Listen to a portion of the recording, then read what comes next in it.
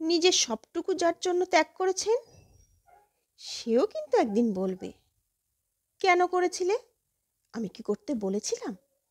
সমস্ত সমস্যায় তার পাশে থাকার পরও একদিন শুনতে হবে, আমার সমস্যা আমি মিটিয়ে নিতে পারতাম, তুমি না থাকলেও চলতো। তার সমস্ত হারিয়ে যাওয়া সম্পর্ককে চেষ্টা করেও তার কাছে ফিরিয়ে দেওয়ার পরেও আচমকা সে বলবে, আপনি নাকি তাকে একা করে দিতে চান। একটা দিন নিজের মতো করে চাইলেও ব্যস্ততার অজুহাত এসে দাঁড়াবে প্রাচীরের মতো। আসলে অনুভূতিগুলো মরে গেলে রয়ে যায় শুধু যুক্তি আর তর্কের পাহাড়। তখন কথার পিঠে কথা বসে, কে ভুল কে ঠিক তারই লড়াই চলে। কারণ সেই বিশেষ অনুভূতিগুলো তখন মৃত। তাই যার জন্য সব ছাড়ছেন, সেও একদিন বলবে স্বার্থপর।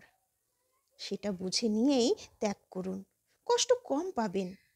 কারণ আমরা মুখে যতই বলি এক্সপেকটেশন রাখি না, আসলে ভেতরে ভেতরে কিছু চাওয়া তো রয়েই যায়। একটা একলা সন্ধে, একটা নিশ্চিন্ত বিকেল, হয়তো এখনো চেয়ে যায় মনে মনে। তাই তো আঘাতগুলো আঘাত হয়ে আসে, আর আমরা আবার নতুন করে ভেঙে পড়ি।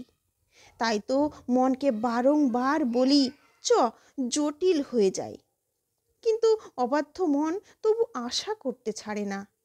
আশা থাকলে আশা ভঙ্গও থাকবে নিশ্চিত। জীবনটা ঠিক পাহাড়ের পাকের মতো, অসম্ভব রহস্যময়। আজ যেটাকে নির্ভেজাল ভালোবাসা বলে মনে হচ্ছে, কাল সেটাকে মনে হয় শুধুই বোঝাপড়া।